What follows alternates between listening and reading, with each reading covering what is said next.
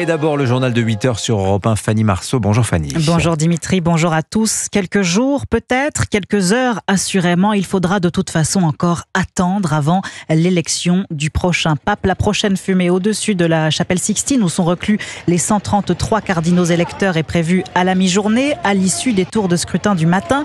Bonjour Louise Salé. Bonjour. Envoyé spécial d'Europe 1 à Rome, où le maître mot, c'est la patience. Les milliers de catholiques présents ont attendu des heures hier le résultat du premier vote, cette fameuse première fumée, et rebelote aujourd'hui.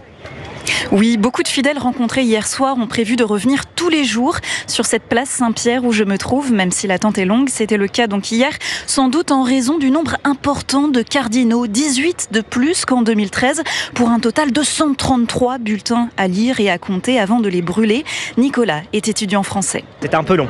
On pensait plutôt que ça allait arriver vers 19h, 19h30. Ça arrivait vers 21h. Mais il y avait une bonne ambiance, j'ai trouvé quand même. Les gens étaient souriants, les gens étaient très avenants. Il y avait des chants, il y avait des prières. Donc c'était très agréable à vivre. Voilà une ambiance qui a également réchauffé le cœur de Christophe, pèlerin présent tôt ce matin pour assister à une messe dans la basilique Saint-Pierre. C'est quelque chose d'exceptionnel.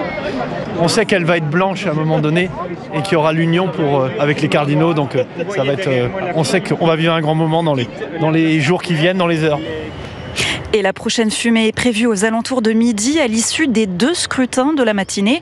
Cela peut être un peu plus tôt, vers 10h30, si un pape est élu au bout d'un tour seulement. Merci beaucoup Louise Salé.